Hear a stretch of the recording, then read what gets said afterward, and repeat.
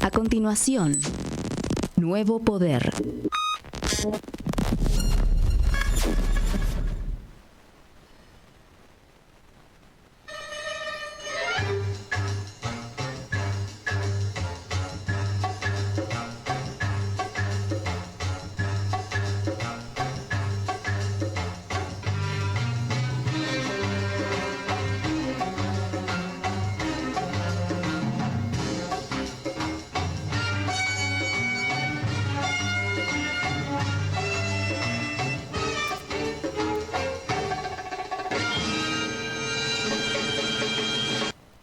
Eso para los blancos tendría que ser. Buenas, buenas. ¿Cómo van? ¿Qué dicen? ¿Todo bien? ¿Cómo van todos? Drones, dronas. De paro. De paro activo. Paro activo se llama Claro, programa, ¿no? Paro claro. activo. Hemos tomado la radio. Paro con toma de radio. Toma de radio, ya está. No Y mire que está solidaridad. súper poblado también, no se pudieron escapar en el Enterprise. Está lleno de gente el Enterprise, mirá. Sí. Hay 4 para saludar hoy. Está Guillermo, está Ariadna, está Alberto, está Marcos. Parece que el paro los movilizó Bueno, saludos a todos ahí. Bueno, hoy En el programa número a ver. 199. 199, ¿qué tal? La 99, Superagente 86. Superagente 86. ¿Qué Sí. tal? Estamos a uno del programa 200. festejo. Festejo y lanzamiento del movimiento. Pero acá Contra el no hacen racismo. como en otras radios que le traen, viste, media luna, le traen no sé qué, No, la acá de no. tortas, así, traen, No, le traen. Estamos en el plan de austeridad. No, Sí, pero no. los oyentes, no el Enterprise. No, bueno, el otro día Malungo dijo que traía la música. Eso sí. para los 200. Sí. Pero yo hablo de... Y aprovechamos de entrada, le vamos a poner a Malungo ahí la propaganda de una obra de teatro, la tenemos ahí, ¿no? Una película. No, obra de teatro. ¿Yo obra de teatro? Obra de teatro.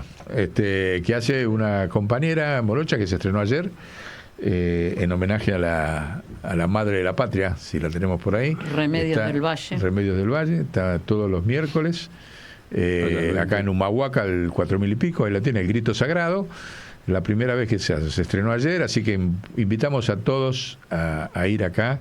Hay un audio, ¿no? Ahí chiquitito que ya lo ponemos y ahora vamos al programa, pero hacemos una propaganda para los compañeros de afrocentrados, que en lugar de afrodescendiente, afrocentrado. Está bueno, pues descendiente como que... Una mujer ¿no? negra y revolucionaria resultó ser la madre de esta patria. Y por eso quiero invitarlos a ver El Grito Sagrado, la historia de María Remedios del Valle. Las entradas pueden conseguirlas en Alternativa Teatral. Nos vemos el día del estreno, el miércoles 9 de abril a las 20:30 horas. Les esperamos. Chao. Bueno, ahí Bien. está. Tengo un pequeño detalle A para ver. agregar. Diga. Alternativa Teatral es un monopolio ¿De quién? de las entradas de todo. Todo hay que comprar en Alternativa Teatral y encima te cobran un plus. Ajá. O sea, sobre lo que le pagás la entrada te cobran un plus. Digo, ¿no hay otra manera acá en Buenos Aires de ver espectáculos? Bueno, pero podés comprar también en el lugar. En el lugar Sí, puedes comprar. pero la Esa me parece mayoría- una forma ágil de comprar y ir, Sí, ¿no? sí. Bueno, y de no que sé, el monopolio pero estudiemos. lleve plata para su... Bueno, bolsillo. yendo al programa, pongamos la carátula porque ha habido novedades vertiginosas en el caos mundial, ¿no? Y si te parece.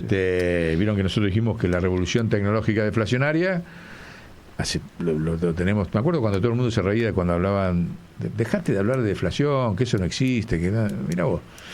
El asunto es que eso ha provocado, dejemos esta carátula un poquito, estas medidas que le dieron por fin terminado el mecanismo institucional que había generado el propio imperio de Estados Unidos y demás con el fin de la Segunda Guerra, del libre cambio mundial. Esta guerra de que te subo los aranceles el 30, el otro te lo sube el 50, el otro te lo subo al 100, el otro a esto, el otro Vietnam que dijo, bueno, está bien, pongamos los dos arancel cero, tampoco se lo aceptó Estados Unidos, y le dijo no, o sea que evidentemente es interesantísimo el nivel de improvisación que está teniendo el caos imperial, que está desarmando y paralizando todo. Guarda el parche, ojo el parche. Claramente la demostración, esta guerra, que es una guerra de aranceles, devaluaciones y subsidios.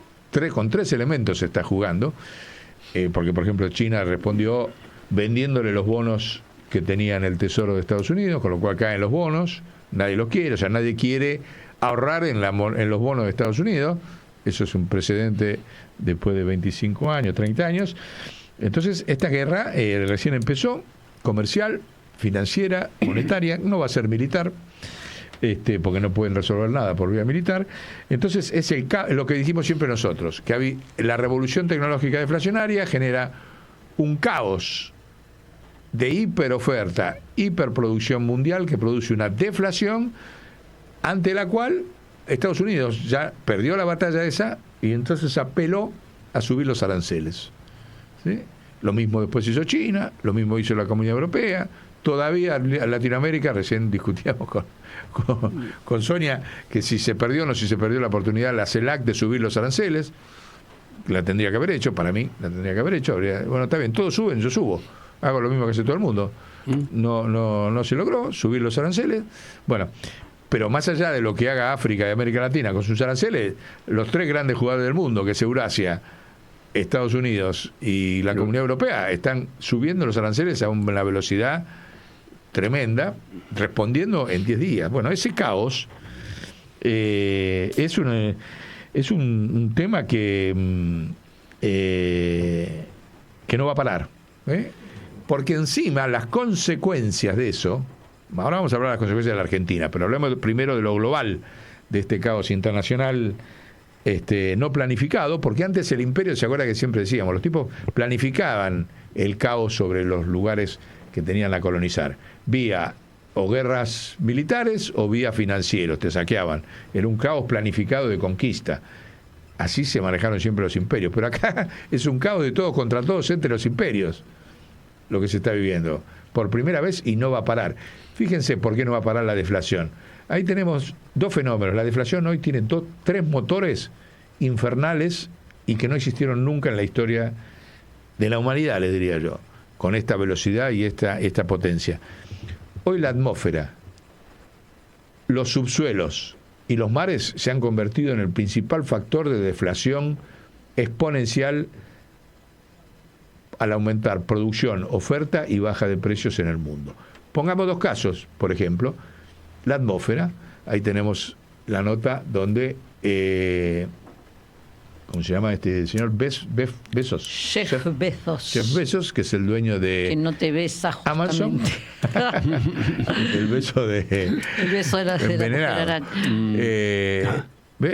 Amazon sale a disputarle a Elon Musk, le va a poner 5.300 satélites de baja órbita para disputarle la comunicación a los que ya tiene el otro, el Elon Musk.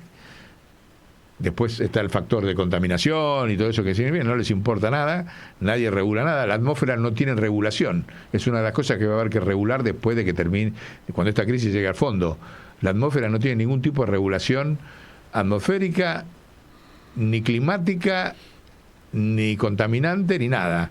Entonces pueden pasar estas cosas, de que de repente un tipo, si yo tiro un cohete, meto 5.300 satélites y deflaciono, y la comunicación va a salir 1/10 de lo que sale ahora.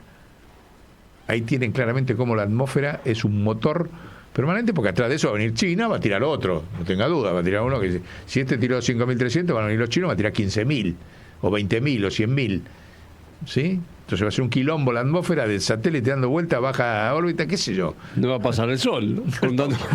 Con tantos satélites no va a pasar el sol, chicos, bueno, paren la mano. ¿Se dan cuenta? Y todo es una guerra irracional de deflaciones. Sí. ¿Sí? Si nos vamos al subsuelo, como decía recién, la tenemos a China.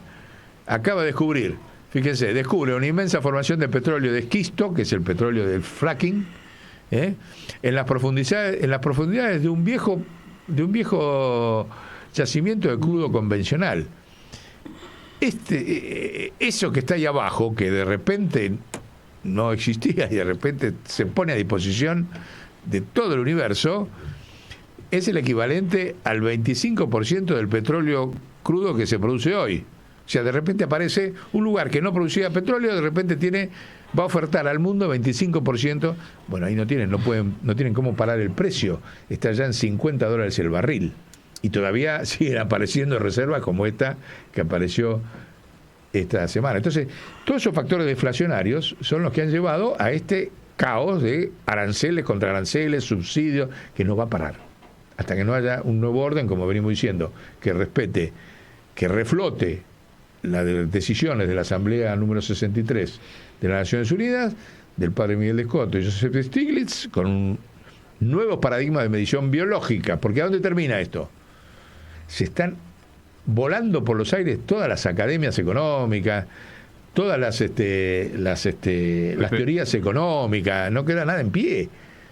Se dan cuenta, con este caos de todos contra todos, se acabó la teoría monetaria, la teoría austríaca, la teoría de Keynes, la teoría marxista, todo voló por el aire. ¿Y qué aparece? Que todas las máscaras monetarias, financieras, académicas y de política de Estado estallaron con esta decisión de Trump, seguida por las reacciones de todos los demás imperios y subimperios y pipi.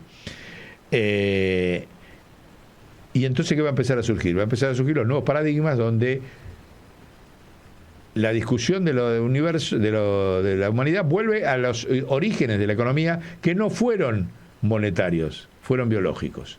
Todos los pensadores económicos de todas las escuelas, desde las darwinistas, a Smith, a Marx, a al otro, a qué sé yo, a Marshall, a todos, arrancaron utilizando la realidad de lo que pasa entre la naturaleza y la civilización, que es una dinámica biológica de flujos. Porque los flujos es la clave de la economía.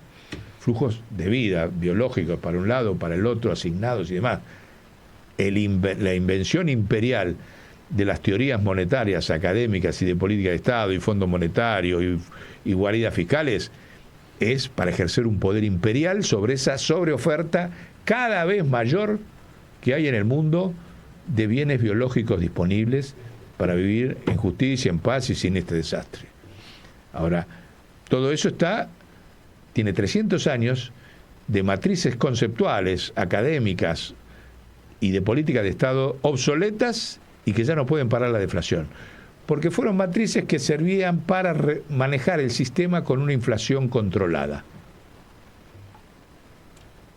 Eso es el tema. Los tipos enmascaraban la riqueza real que iba cada vez más produciendo la sociedad y entonces iban regulando una inflación controlada. Ese periodo llegó a un punto culminante en 1970. En 1970, cuando ya empieza a haber una igualdad de poderes entre los pueblos y los estados, donde los imperios empiezan a debilitar, empieza a resquebrajarse esa matriz ficcional falsa de academia para regular, para planificar la escasez de la riqueza biológica que hay, se empieza a resquebrajar y se expande.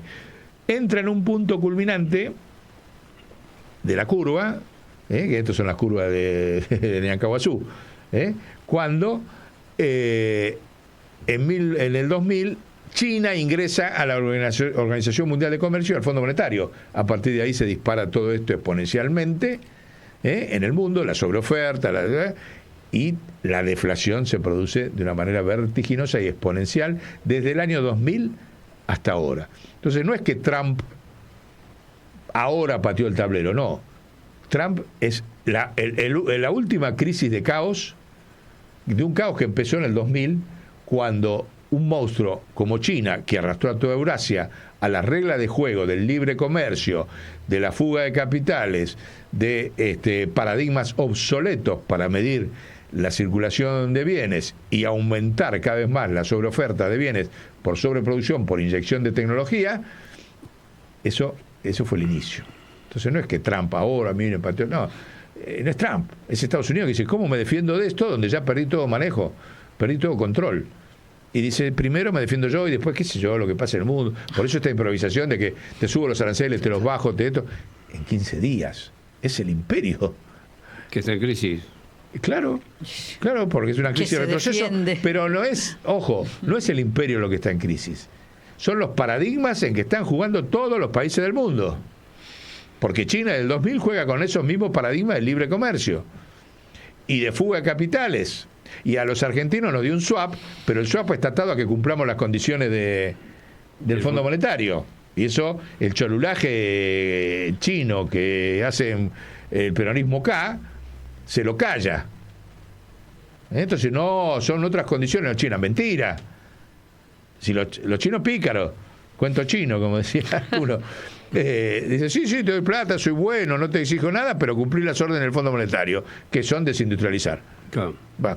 No soy yo, es el Fondo Monetario. Claro, yo no sé nada. El malo es él. Claro. Y yo usufructo.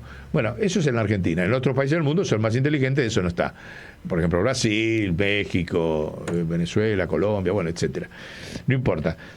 Pero eso no para.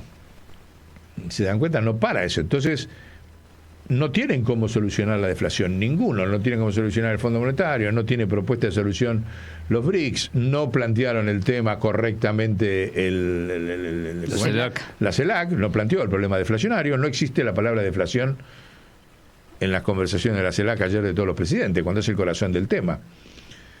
Entonces, hay una impotencia mundial que solamente se va a resolver con lo que nosotros venimos diciendo, con el fin del racismo monetario. Están creadas las condiciones para el fin del racismo monetario en el mundo, cosa que vamos a desarrollar a fondo en el programa 200, que posiblemente va a ser 200, 201. No creo que en un solo programa entre semejante replanteo institucional como el que estamos preparando. Entonces, eso es lo que ha pasado en estos 2-3 meses de... lo de los aranceles tiene, ¿cuánto? ¿Un mes?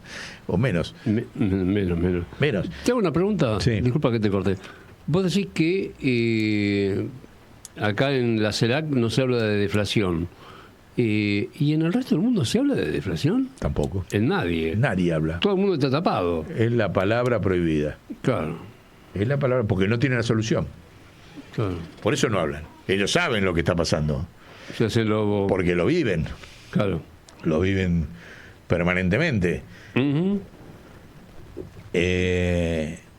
Fíjate la decisión que tomó la OPEP.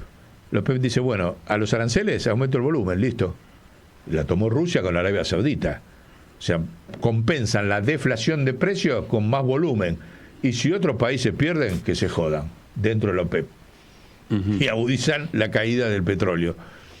Y si pasa como acá en la Argentina, donde ni siquiera vamos a producir, porque acá vaca muerta acá, y no sé qué. Baja el petróleo mundial y siguen subiendo los precios de los combustibles. Claro. ¿Te das cuenta? Es una cosa de terror. Y hay un artículo por ahí, bueno, pero ahí ya nos vamos al tema argentino, después lo vamos a profundizar. Pero mienten, cambian la mentira todas las semanas. Antes no, hay que ir a los precios internacionales. Ahora los precios internacionales bajan, no, subo igual porque invento otra mentira y subo igual. Claro. Pero no te habíamos dicho que si bajaban los precios bajaba la nafta. No, la subo igual. ¿Por qué? Porque tienen que pagar la deuda. Porque atrás de la recaudación, de la suba de los impuestos a los combustibles, está la plata que se va a pagar la deuda. Porque la Argentina es el país per cápita más endeudado del mundo. Así, per cápita, más endeudado del mundo. ¿Dónde sacan la plata? De esto. Bueno, entonces mienten, ya lo sabemos. Pero es importante esto, porque en estas condiciones, volvamos a esto es lo que pasó en el mundo, en general, lo hemos dicho, y no va a parar. Entonces están las condiciones para que impulsar en gran medida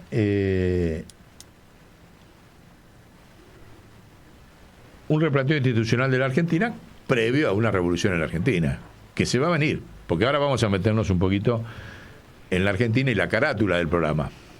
¿Sí? Uh-huh. Ahí la tenemos. Dejar un poquito para explicar. Se pelean porque el peronismo no sabe cómo volver al poder cuando vuelva al gobierno. Esto hace alusión, en este caso, a las dos peleas más increíbles que ha habido dentro del peronismo, pues las otras ya son conocidas, que se pelee Schiaretti, que se pelee Randazzo, que se peleen la CGT, esas ya son conocidas. Ahora, sí, que se peleen estos dos es inexplicable, no tiene ninguna lógica, ya es el colmo de lo que nadie se esperaba, ¿no? Pero no me interesa lo personal de todas estas peleas. Sí me interesa el tema de esa diferencia en la carátula. Fíjese que descartamos de que el peronismo vuelve al gobierno. Vamos a ver por todo lo que pasó con Milei en los últimos 60 días. Es inevitable. En cualquier momento, si esto sigue así, en el 27, cuando sea, inevitablemente el pueblo va a ir a buscar al peronismo para salvarse de una situación dramática. Como a nosotros nos dijo un día, cuando fuimos a llevarle a Cristina el mensaje de Francisco de que sacara a su hija del país porque le iban a meter presa, hablamos en un momento político y ella nos dijo, mirá, si Scioli perdió por 2 puntos, se estaba refiriendo cuando perdió con Macri, ¿no? En aquella época, se imagina que después de Macri cualquiera gana, cualquier peronista gana, sea quien sea. No me olvido nunca más de ese diagnóstico dicho cara a cara de Cristina, que tiene vigencia hoy, mucho más todavía de cuando fue Macri. Y fue lo que pasó. Después de Macri iba a ser Rodríguez, después fue Alberto, bueno, ya sabemos todo lo que pasó. Pero cualquiera gana, porque el pueblo sale a recuperar, busca crear un nuevo arma para salir de la situación en que está. Eso va a ser lo que va a pasar, pero cuando vuelva al gobierno con un triunfo electoral, que se va a empezar a anticipar ahora en todas estas elecciones provinciales que va a haber durante el año. Ahora el domingo es un desastre, gana el radical allá en Santa Fe y sale cuarto o quinto el de la Libertad Blanda. ¿Cómo se llama? Avanza, no hay que cambiarle. Libertad Blanda. Libertad, hay que buscarle, busquémosle cambiar. Desde el domingo retrasa, la libertad retrasa. O ex libertad, hay que buscarle algo, hay que interpelarle el concepto de libertad más que avanza. Pero bueno, parece que gana cómodo ahí, bueno, y sale cuarto o quinto. ¿Se dan cuenta? Empieza la primera derrota, después va a venir la derrota acá en Capital y así va a seguir derrotándose. Fíjese lo que le pasó en el Congreso ahora esta semana, que la Comisión de la Libra, la comisión, pero salió con los apoyos de los votos de quién, de los cordobeses y de Jalil. Y bueno, o sea, los tipos que lo apoyaron hasta ahora, total, ya cobraron. No, el problema es que no le pagaron. Es al revés. No cobraron, digamos, por No. debajo, Schiaretti no necesita cobrar nada a esta altura del partido. No sé, ¿Vos te pensás que se va a vender por 2? El tema es que no le resolvieron el problema de las jubilaciones en Córdoba. Claro. No se lo resolvieron. Entonces los tipos, plum, le votaron. Te investigamos. ¿Se dan cuenta? Entonces todo. El Macri, el otro agente colonial, le dijo, así que no me diste no me das nada, no me das el Río de la Plata, la narcovía, que era mi negocio. Y ahora encima me querés sacar de la capital federal. Pero yo soy tu aliado, yo te hice ganar. No me das todo eso, o sea, me pegás a mí, que soy el que te hizo ganar. Te volteó los 2 miembros los 2 jueces de la Corte. Uh-huh. O sea, no deja de acumular derrotas todos los días, Milei, a mano de los que eran sus aliados.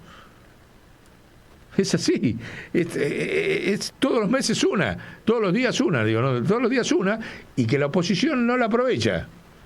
Da golpecitos así, viene lo de Malvinas. ¿Cómo puede ser? Hasta ahora nadie... No, sí, los combatientes metieron un juicio político. No, pero digo, de la supuesta oposición, todo el mundo hace... ¿Cómo? ¿Entendés? Alicia Castro la dijo posta, dijo, señores, lo que dijo el presidente le da el pie a Inglaterra para presentarse a la Corte Penal Internacional y quedarse con la Malvinas con puro derecho de... Sí, y acá nadie dice absolutamente, esta boca es mía. Ahora vamos a hablar de los silencios de la clase. Pero la realidad de los hechos se apura. Fíjense, el paro de hoy y la movilización de ayer tremenda de la CGT, cuando hace un mes y medio eran 250 jubilados que lo cagaban a gasazos. No se animaron a tirar, pero ni una canita voladora. Porque salió el pueblo y no fue solo la CGT, fue la CGT, apareció la Campo, apareció el Movimiento Evita, apareció el Movimiento Social. ¿Se dan cuenta? Se va formulando un caudal que inevitablemente termina en forma electoral con algún personaje cualquiera para sacárselo de arriba. Ese es el clima, porque aparte encima aumenta la inflación, o sea, se le acaba todo. No hubo devaluación y ya aumentó la inflación. Ya este mes, 5% de inflación en los alimentos. Estoy viendo. La sustitución de importación, porque todo eso que cierra Estados Unidos, Europa, que ya saben a dónde lo mandan las sobrantes. O sea, los vietnamitas, dentro de 2 meses estamos todos andando con zapatos vietnamitas. Porque en Estados Unidos, eran todos zapatos vietnamitas, no entran más. ¿Y a dónde van a mandar? La mandan a un lugar donde está abierto. Ahí, mandalo para allá, que allá te reciben. Allá está la puerta abierta. Claro. Y eso es despidos, es caída de recaudaciones, todo. Bueno, eso es lo que ya está en curso. Entonces, como ya está en curso, todos se le van retirando y van posicionándose para la lógica de la presidencia unipersonal. Y ahí viene el tema. Ahí viene el tema. Todas estas situaciones de desastre, la subida del riesgo país y la caída del precio del petróleo de $80 a $50 y va a seguir bajando, terminó con el RIGI, se acabó. Hay 2 inversiones prometidas por el RIGI que estaban de antes y que ya no se hacen. O sea, desinversión total en la Argentina, en el rubro petrolero, minero, gasífero, en todos. Fíjense en un relato, se acabó el relato y también se acabó la eficacia comunicacional de ellos de la granja de los trolls. ¿Se acuerda que estaba la granja de los trolls? Sí. Que enseguida cualquiera decía, desaparecieron porque no tienen más que decir. Todo el mundo en silencio. Silencio de radio, como dicen. Silencio, acabaron las granjas. De rebelión en la granja, no hay más trolls. Sí. Porque ya no son eficaces. Hace 2 meses, Acuérdense que en diciembre estamos pensando que este tenía otro mandato. Y ahora estamos pensando claramente de que no termina. Y la oposición está callada porque tiene miedo a que no termine. Claro. Y ahí volvemos a la carátula. ¿Dónde está el tema? Volvamos a la carátula. El tema está en que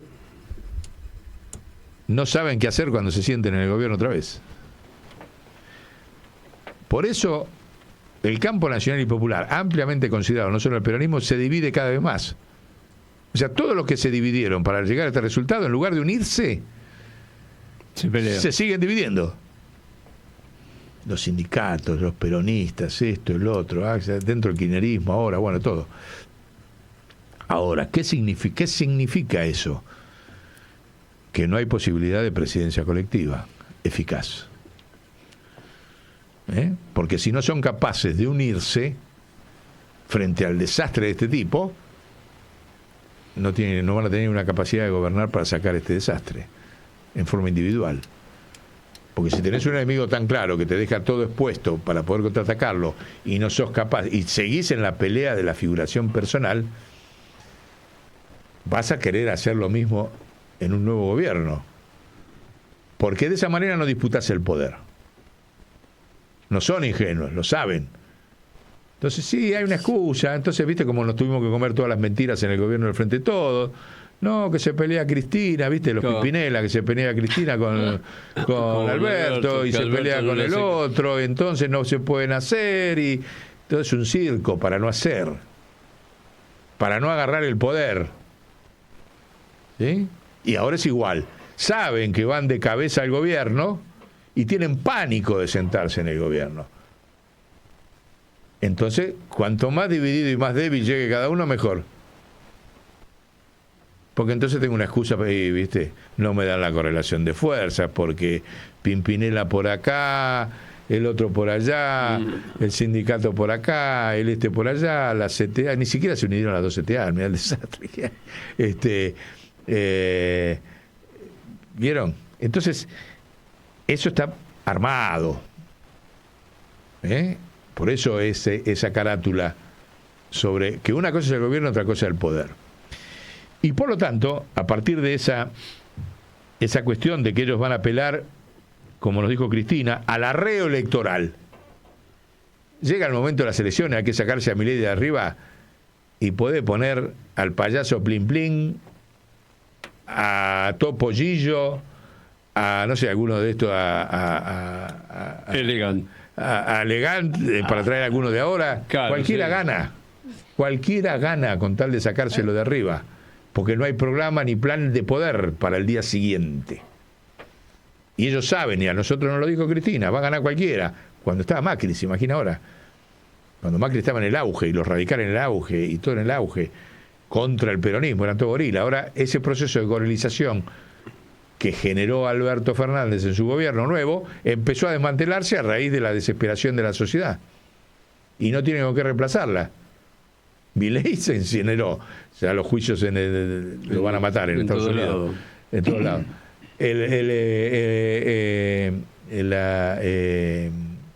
Macri, olvídate. La Bullrich, olvídate.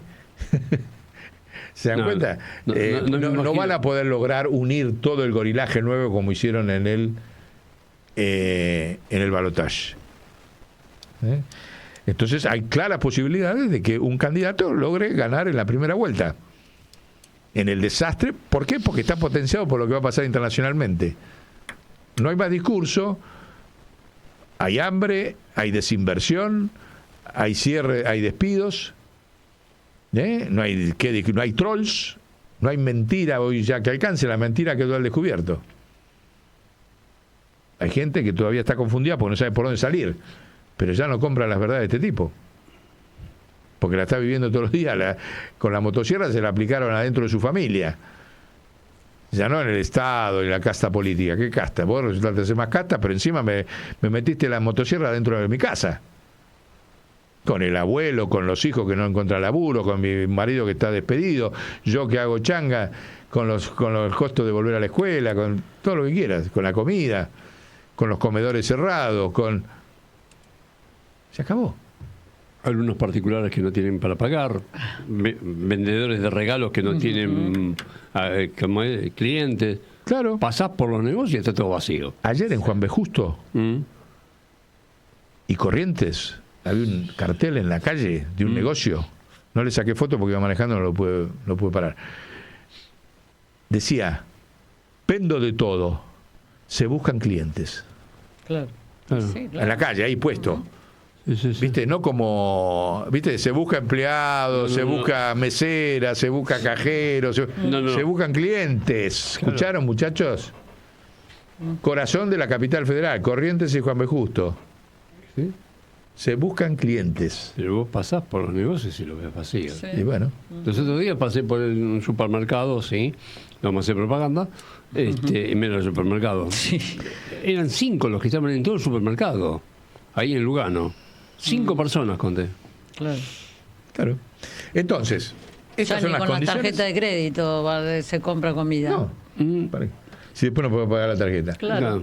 Entonces, frente a estas condiciones, que no estaban en diciembre hace 3 meses del año pasado, internacionales y nacionales, inevitablemente se suma el caos interno al caos internacional. ¿Ustedes piensan que realmente alguien con sentido común, un presidente, puede resolver esos dos caos a la vez? No. Si no hay presidencia colectiva, no hay ninguna posibilidad de que un tipo resuelva un caos mundial sin antecedentes y el caos y destrucción interno que va a dejar este tipo. Segundo gran concepto de por qué hay que ir a presidencia colectiva. Es imposible que un tipo atienda, un cirujano atienda a 48 millones de enfermos a la vez. No hay posibilidad material, es irracional pensar que un presidente va a solucionar algo de 48 millones de tipos. Uno. Cuando tiene 8.500 millones de tipos que son un problema, que es el caos internacional, y 48 acá que este tipo destruye porque deja destruido porque anda con la motosierra pelotudeando. Sentido común. Sentido común. Por eso hay que ir a la presidencia colectiva. Entonces, los que están ahora en forma personalizada han demostrado absoluta incapacidad de construir unidad. Quedan las pruebas. Ahí están las pruebas. Si no han sido capaces de construir unidad en estas condiciones, ¿por qué le voy a creer de que van a capacidad de construir unidad un presidente? Imposible. Explícitamente, otra razón por la cual hay que ir hacia la presidencia colectiva. Ahora yo tengo una pequeña A ver, dale. de opinión. No, que no hay unidad está claro. Lo que creo que evaluaría de otra manera es cómo está construyendo Axel en provincia. O sea, creo que es un signo de que no construye poniendo con la lapicera candidatos, que no está en esa, ¿no? Sino que está construyendo territorialmente. Y eso me parece un dato positivo en este tiempo. Ahora, que no se hayan podido poner de acuerdo con Cristina y todo, Demuestra incapacidad. Para mí, me parece un incapacidad de dato los positivo. dos. Sí, Incapacidad pero de los dos. pero en lugar de seguir construyendo un peronismo que está a dedo, me parece útil que esté intentando esta otra cosa, porque de hecho en la provincia lo apoyan, ¿no? Ahora, cómo eso se traslada a todo el peronismo o a las otras fuerzas políticas también, digamos, que estén dispuestas, es otro tema. Yo la verdad que, ya te digo, no veo a ninguno con grandeza, con capacidad, porque ha sido altamente traumático esto, ¿no? Sí, sí. Y lo va a usar la oposición, ¿eh? Lo va a usar la oposición, ya lo está usando. Entonces hay una incapacidad. Podrás tener una gran capacidad de construcción territorial y hacer cositas ahí en la provincia de Buenos Aires, pero loco, frente a semejante desastre no tenés capacidad de unidad, no tenés capacidad de unidad. Los dos, ¿eh? No me inclino ni por uno ni por el otro. Eso está claro, sí. No me inclino ni por uno ni por el otro. Han fracasado. ¿O no es un fracaso que estén divididos en la provincia de Buenos Aires? ¿Por qué razón fracasan? Por un ego. No hay otra razón, por un ego. Bueno, no necesitamos presidente con ego nacional. No alcanza. Por esto que les acabo de decir recién, porque está frente a un desafío donde el ego es lo último y acá está el ego lo primero. ¿Ah? Axel ya había cometido el error de no apoyarla en la presidencia del partido. Error total, porque no le obstruía en absoluto que hubiese apoyado que Cristina fuera la presidenta del partido. Y ya cometió ese error político. Está mal asesorado Axel, en mi opinión. Miren que yo me acerqué en su momento, cuando empezó, fui a hablar con el Cuervo, pero evidentemente no lo saben asesorar bien. ¿Ya? Porque él tendría que haber apoyado la candidatura de Cristina y después seguir peleando, y podía pelear la lista, pero, señores, yo reconozco ahí. ¿Está? O sea, ¿cómo va a quedar Axel si la proscriben? ¿Y qué le van a decir? Tarde piaste, pibe, ahora venís a llorar porque la proscribieron. ¿Qué va a decir? La van a proscribir. Entonces se equivocó políticamente. Le falta barro a Axel. Demasiada academia. Y le falta, en mi opinión, mira que yo lo respeto, lo apoyo, quiero que llegue a presidente, todo lo quiero, pero hasta ahora viene demostrando que le falta barro político. Mucho barro político. Porque vos no podés ir a apoyar a los candidatos de como Puyar, o te mandan los patrulleros, al de Chubut, porque te mandan cosas allá, y no apoyar a Cristina, presidenta del PJ. Es raro. Es raro. Entonces, no confío en su capacidad de construcción de poder colectivo si llega el presidente. Igual no es un problema de confianza en personas, si no vuelvo a cometer el error que estoy criticando. Claro. ¿Sí? El poder colectivo, ¿dónde va a estar? ¿Sí? Como lo dijimos siempre, en el Banco Central de la República Argentina tiene que haber 50 directores. Al día siguiente que se gana, ahí está el poder real que dice la carátula. El poder no está en la Casa Rosada. No está el poder en la Casa Rosada frente a este caos mundial y este caos interno. ¿Sí? El poder está en el Banco Central y los 28 decretos. ¿Se acuerdan que dijimos? Presidencia colectiva y 28 decretos, que si quieren después los enumeramos nuevamente para refrescarlos, porque fueron hace varios programas. 50 miembros en el Banco Central, todos los gobernadores sentados ahí, como ya lo dijimos en otro programa, y ahora lo vamos a poner ahí, que lo dijimos públicamente, con Gildo Infran como presidente del Banco Central, porque ha demostrado capacidad de producir unidad en su provincia, ganando 7 elecciones con el 73% de los votos. Por eso es el presidente, porque del Banco Central, del poder real de la Argentina. ¿Sí? tiene la posibilidad. Esto ni lo hemos hablado con él ni con nadie, lo decimos a partir de unos videos que vamos a poner ahora que nos invitó la gente de Alejandro Krivitsky. Pero él ha construido poder real colectivamente, si no lo gana el 73% de votos hace 37 años. Evidentemente una capacidad tiene en una provincia con limitadísimos recursos y sin endeudarla. Dado que estamos frente al problema de la deuda, que es el principal problema de la deuda argentina, como presidente del Banco Central tenemos que tener un tipo que ha tenido la capacidad de redistribuir el ingreso de Formosa, de una provincia con pocos recursos, y sin endeudarla. Y unificando. Por eso nosotros hemos encontrado, gracias a esa invitación que nos hizo Alejandro Krivitsky, que ahora la vamos a poner, un hombre que es gobernador junto a los otros gobernadores sentados en el poder central. El único poder en este caos mundial es el poder de emisión de moneda, ya ni siquiera de recaudación de impuestos. A ver si lo entendemos. Te lo está mostrando todo el mundo. Porque los subsidios es una familia. ¿Vieron cómo en biología está en la familia de las especies? Sí. Bueno, los subsidios son una familia que se va desarrollando, crece y demás. Entonces, los aranceles son una familia de los subsidios en el mundo. Los subsidios indirectos es otra familia de subsidios. La devaluación de la moneda es otra familia de los subsidios. ¿Para qué? Para regular y planificar el flujo biológico de las riquezas mundiales. Ese es el eje de poder del próximo gobierno. Y eso se ejerce desde un solo lugar, el Banco Central de cada país.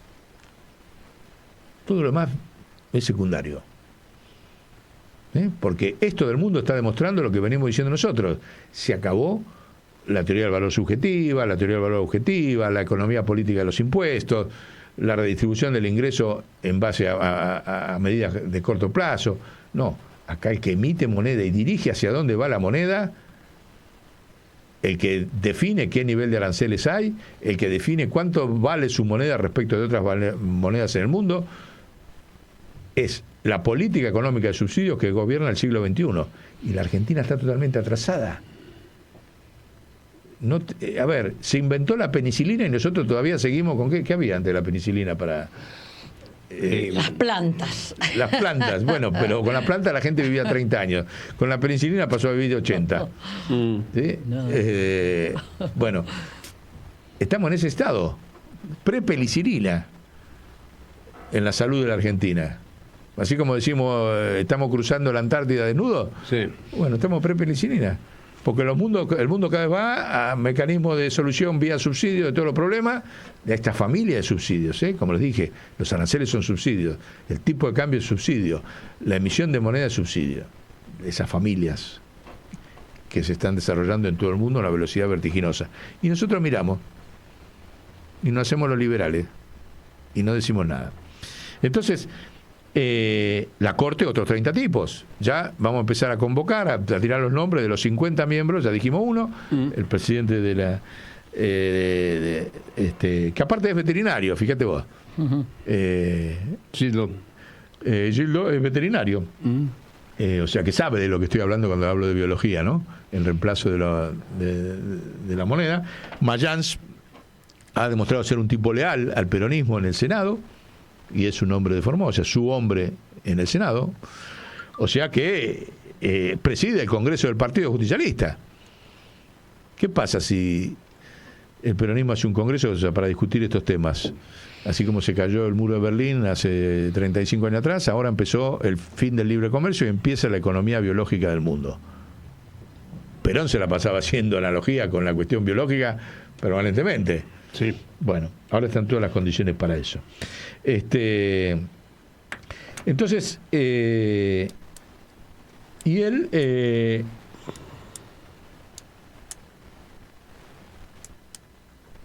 los 4 puntos centrales para esa presidencia colectiva van a estar dados por 100 hombres. Y después se baja a cada territorio, ¿no? A los municipios, a las gobernaciones. A nivel del Poder Ejecutivo, son 50 tipos en el Banco Central. Y minas. Y minas. Hombres y minas. Minas y hombres, porque si no se ofenden primero. Sí. Pero las damas. En la Corte 30, por decreto todo, ¿no? Los 28 decretos que dijimos, 29, estamos en el 29. La unidad fiscal de investigación de la deuda externa, 10, se crea la unidad fiscal con 10 notables, empezando con las investigaciones de Néstor Forero y siguiendo después con montones que vamos a ir tirando en estos días. Y después la unidad de investigación del lawfare para poner en caja el sistema judicial. Unidad fiscal como tiene de hace 35 años con 80 millones de dólares la investigación de la AMIA. El gobierno nuevo, la única forma que tiene de desmantelar el dispositivo colonial de la deuda externa y del sistema judicial es con 2 unidades fiscales de investigación que pongan todo pata para arriba. ¿Sí? Dispuesta por decreto y con 10 hombres y un poder de ejecución y recursos económicos para desempolvar todo lo que han tapado el sistema judicial sobre la deuda y sobre el lawfare y reabrir todas las causas, incluida la de Cristina, sobre falsa denuncia y manipulación de la prueba y todo lo que sabemos que hicieron con el lawfare. Entonces ahí está el poder colectivo en lo ejecutivo. Después ya sabemos los 28 decretos, ahora lo vamos a reiterar, baja a todo tipo de políticas que las dijimos ya en otro programa. Ahora, nosotros esto lo hemos planteado, ahí nos invitaron la gente de Formosa, Ariel Krivitsky, hicimos un encuentro en la plaza, y ¿no? Lo tenés, y donde hemos planteado este tema, y hemos planteado esto mismo que estamos diciendo acá, lo podemos escuchar un poco a Ariel, a Alejandro Krivitsky, que él plantea de que hay que hacer una revolución de la devolución. Me hizo acordar un poco a lo que vos decís siempre de la apropiación y desposesión. La desposesión. Bueno, él dice que la revolución que hay que hacer es la de devolución. Claro. Dice eso y lo plantea claramente que en el discurso. La reparación también, o sea, también, ¿no? también, pero devolver, o sea, lo que estamos planteando nosotros cuando hacemos la denuncia de los jubilados. Que entre paréntesis comentamos que ayer fuimos a presentarlo, la ampliación ya la hemos presentado con este criterio de actualización. Hemos pedido que Alejandro Marcó del ponga, el mismo que hizo la actualización de la fuga de capitales de la deuda a valor presente, sea designado perito en nuestra denuncia, para que determine si es verdad de que ahí están las dos, mire, la presentación y la ampliación. Resulta que ha caído todo. Yo dije erróneamente que había caído en el juez Ercolini, no, lo tiene Servini de Cubría. O sea, la misma jueza que tiene que llevar adelante la investigación de la Libra, tiene para llevar adelante nuestra denuncia ahí, que es una denuncia de devolución. Estamos diciendo, señores, están violando los derechos de propiedad de los jubilados, y pedimos que se investigue y se devuelva quien se lo haya llevado. Ya sabemos que se lo llevó la deuda externa y los bancos extranjeros. Ahí está todo el planteo. Bueno, entonces vamos a escuchar un poquito. Ahí sí lo tenemos al principio. Él tiene un programa que funciona mucho en el interior, desde Formosa, y después vamos a ir agregando a él, porque él convoca para llevar adelante la revolución devolucionista a la creación de un movimiento soberanista que va justamente por arriba de quién es el candidato presidencial. Ahí tenemos un punto común absoluto de concepción, y dice que para hacer eso hay que convocar a todos los saberes. Él convoca a los saberes que hay en su provincia, que abarca a los pueblos originarios de allá, que son los Com, los Wichí y otro más, no me acuerdo cuáles son. Todas, ¿no? Todas, sí. Entonces ponerlo a disposición, ese saber ahí, que a nosotros nos llevó, lo vamos a hablar también, a desempolvar esto que venimos trabajando, Sonia, hace rato, desde IMPA, que está en la calle Querandíes, el saber querandí. Que el saber querandí está expresado en el primer libro que hubo de la historia argentina, el de Ulrico Schmidl. Bueno, acá lo tenemos ese sí, ese recupera ahí. Ahí tenemos otro, Sonia tiene todo. ¿No? Estamos compilando todo lo que se hizo, porque los querandíes hasta hace muy poco formaban parte de la argentinidad en la conciencia nacional, en la educación de los pueblos. De repente desaparecieron. Se habla de un montón de pueblos originarios, pero de los querandíes. Esto, en el perdona, mundo. pero esto es una fotocopia, porque en realidad había un solo ejemplar en el Museo Etnográfico No y se no reedita permitían más Claro. sacarlo ni nada. Por eso. No nos permitieron fotocopiarlo. ¿Será porque los tipos ganaron la primera batalla anticolonial, que ¿Será? desaparecieron? Y puede ser. Cuando tal vez. destruyeron la ciudad de Buenos Aires por primera vez, yo creo que es por eso. Entonces es mejor, en el relato, hablar de los pueblos originarios que perdieron. Que Roca los venció, que Roca los hizo un genocidio, que los igual los guaraníes Roca. los echaron a las cosas jesuitas allá en el coso, que todo Los eso. Quilmes. Ahora, cuando ganaron los indios, desapareció. Y los indios que tuvieron el primer triunfo fueron los querandíes. Y que formaban parte, hasta hace 30 años, 40 años, de la cultura nacional con que se formaban los estudiantes. Ahora lo vamos a seguir. Pero volvamos a lo de Krivitsky, y que tiene una cuestión muy importante como saber, porque ese primer libro sobre el Río de la Plata, en el triunfo querandí sobre los españoles, es un libro de teoría monetaria, del saqueo monetario.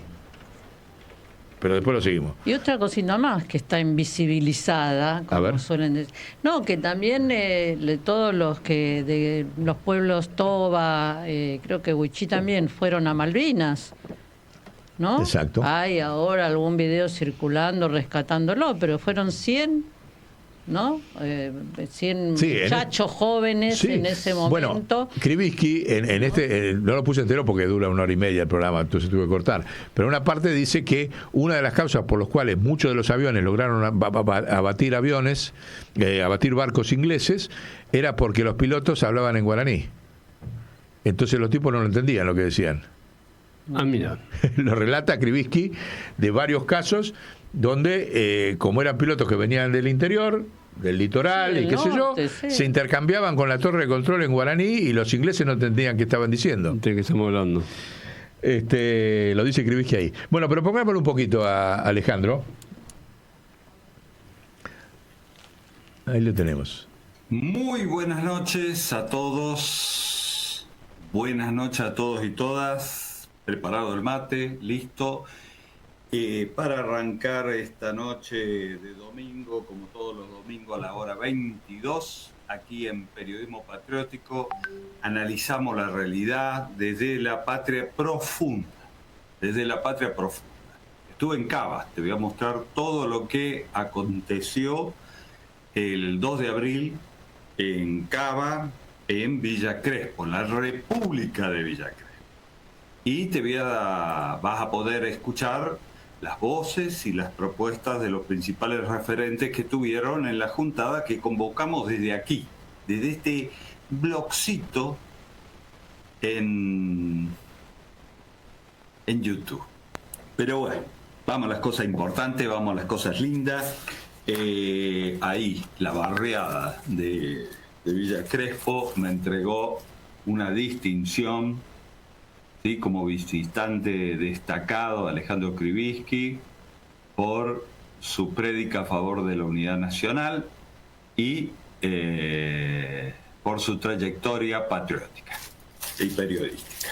Bueno, muchísimas gracias. Esto es la primera vez que me reconocen así en algún lugar. Nunca había recibido una distinción, así que mucho menos fuera de mi provincia, ¿no? Hicimos una reunión y organizamos el Movimiento Soberanista Argentino. Movimiento Soberanista Argentino, que va a funcionar con distintos nodos en toda la República Argentina. El Movimiento Soberanista Argentino no es un partido político. Hicimos una reunión y organizamos el Movimiento Soberanista Argentino. Movimiento Soberanista Argentino, que va a funcionar con distintos nodos en toda la República Argentina. El Movimiento Soberanista Argentino no es un partido político, no somos candidato a nada, no somos juntavotos, no somos nada de eso. Sobrevuela por arriba de los partidos políticos, sus internas, sus carguitos y todo eso. Vamos a la acción en las calles, en las redes, en las paredes, en las fábricas, en los campos, en donde haya que estar, vamos a estar nosotros defendiendo la patria y señalando para que el pueblo esté esclarecido quiénes son los enemigos de la patria, con nombre y apellido. aquellos importadores que están importando hasta tomates en contra de nuestros productores, vamos a ir a escracharlos a ellos y a este gobierno traidor y cipayo que deja que esto suceda como proyecto para empobrecer la Argentina. Bueno, para eso nace el movimiento, pero no nace a las apuradas para una elección. Nos vamos a tomar el tiempo. ¿Por qué? Porque vamos a formar a nuestros compatriotas como combatientes culturales. ¿Qué quiere decir eso, Alejandro, de combatientes culturales? Bueno, formamos combatientes patrióticos. En este caso porque la batalla es cultural.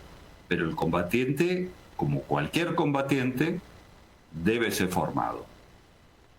Listo para la guerra. Porque estamos en una guerra que se denomina guerra cognitiva. ¿Qué quiere decir eso? Que viene por el manejo de nuestras emociones. Nos quieren deprimidos, nos quieren tristes, como decía Jauretche, porque los pueblos tristes no vencen.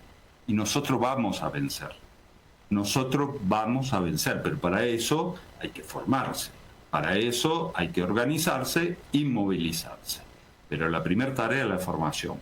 Por eso el movimiento soberanista argentino, que estamos construyendo en estos momentos desde este 2 de abril, ha hecho un convenio con la Universidad Internacional de las Comunicaciones para formar comunicadores para la liberación, diplomaturas en guerra cognitiva y defensa cognitiva, y también diplomatura con certificado universitario, ¿sí? Online, vivas donde vivas, podés hacer estas diplomaturas a través de nuestro movimiento, porque hemos hecho esta alianza para formar en la Argentina nuestros combatientes. Y así también estamos trabajando para fin de año llegar con suerte a un congreso presencial en Caracas, Venezuela, donde vamos a lanzar la primera inteligencia artificial criolla del sur global. Para eso están trabajando técnicos y científicos, psicólogos, periodistas. Mirá, una gama impresionante interdisciplinaria del África, Medio Oriente y América del Sur. La primer inteligencia artificial, porque la inteligencia artificial que utilizamos, hay 300 inteligencias artificiales que te dan respuestas anglosajonas. Después tenés la china y la rusa, que no tiene nada que ver con nuestra cultura y nuestra idiosincrasia. Por eso es que estamos ya estamos trabajando, y hay jóvenes nuestros que ya están estudiando en estas diplomaturas para formar esta inteligencia artificial del sur global, que va a estar a disposición de todos los habla hispana del sur global para fin de año. Así que esperamos contar con muchos que quieran sumar sus saberes también para formar esa inteligencia artificial, porque absorbe los saberes. Yo llevo los saberes del norte y de los pueblos originarios de mi provincia, y vamos a tener esto puesto en marcha a fin de año. Bueno, además está decir que nosotros formamos parte del Nodo Capital. Ayer hicimos una primera reunión por WhatsApp, organizativa y demás, que está abierto a la participación y justamente a aportar los saberes que hemos acumulado de nuevos paradigmas desde hace 35 años, por ahí va. El otro día hice una compilación ahí, desde cuándo estábamos trabajando en lo, y me di cuenta que desde séptimo grado, desde séptimo grado que vengo trabajando en los nuevos paradigmas, gracias a una profesora ahí. Tenés la foto esa rara, ¿no?, que te mostré ahí, ponela, Clara, la quiero aprovechar, disculpe, este es medio personal, pero vale la pena, ya falleció ella. Me acuerdo que en séptimo grado ella se puso a editar un periódico del grado, del colegio, se llamaba Satélite Propio. Mire usted, en aquella época. En aquella época. Satélite Propio, fíjese. Qué visionario. Qué coincidencia. Ahí la tienen, ¿ven? Ahí está clarita, es la primera de la izquierda, catamarqueña. Esa fue mi maestra Clara Gándara de Castro, que me enseñó a leer en primer grado, tercero, y después me despidió en séptimo grado. Bueno, ella, y después era compañera, fue parte de mi salto a la política, y ella hizo ese que yo tengo los ejemplares todavía, los voy a buscar, los voy a traer para otra vez, pero que con ese llamado satélite propio, todos éramos periodistas. Fíjense, hoy que somos todos periodistas con Internet. con internet, bueno, ella concibió de que todos los grados tenían que escribir cosas y ella lo imprimía en un mimeógrafo en la escuela. Y se llamaba satélite propio. Me acuerdo que un compañero de 7º grado también escribió una nota sobre, había venido Rockefeller a Argentina y en ese momento le volaron todos los Minimax, que era el supermercado de Rockefeller. Uno estaba a 3 cuadras de mi casa, así que muy impactante. Y me acuerdo que el pibe hizo un dibujito sobre el Minimax, prendió fuego, todo un comentario muy bueno, lo voy a traer. Pero estuvimos en las calles también. En ese momento, enfrentando. No, yo no, porque tenía 12 años. No tuve. Sí. No te quiero preguntar ahora. No, tengo 2 más, pero. Y entonces, bueno, ahí fue el primer paradigma, la búsqueda de paradigma. Para mi caso empezó en 7º grado gracias a una docente. Fíjense lo que significa la formación y demás. Peronista, la compañera después resultó ser, ¿no? Nos seguimos viendo hasta que murió. Hace 15 años atrás. Pero bueno, volvamos entonces. Seguimos con ¿cómo sigue en la plaza? Tengo 3, tengo a vos. Ponelo que es cuando aparece lo de Infram. Qué linda patria que tenemos, compañeros. Qué linda patria que tenemos. Ahora habla Robledo. ¿Quién es Guillermo Robledo? Bueno, yo lo conocí en persona ahora, pero en realidad yo conocí su trabajo cuando se desplomó la economía argentina ya por el año 2000-2001, implosionó la economía, como va a implosionar en cualquier momento esta burbuja libertaria, y se cayeron. Y los empresarios, como por ejemplo la empresa Sanelo, de tractores, se rajaron a la mierda del país, dejaron abandonado toda la fábrica y a los trabajadores. Se fueron a la mierda. No podían sostener nada. Robledo creó un movimiento y recuperó las empresas. Con los trabajadores. Con los trabajadores recuperó las empresas. La puta madre. Hay que tener capacidad, visión y gestión para hacer eso. No se presenta candidato. No anda discursiando. Pero estuvo el 2 de abril junto a nosotros y dijo esto. Compañeros, compañeras de todo el país que han venido, vamos a ser bien sintéticos para que todos los compañeros puedan hablar. Le agradecemos a Alejandro que nos invitó y a Martín también. Nosotros no somos Villa Crespo, pero nacimos acá a 3 cuadras, en la casa de Clelia y Jerónimo, que está acá en la avenida Gaona.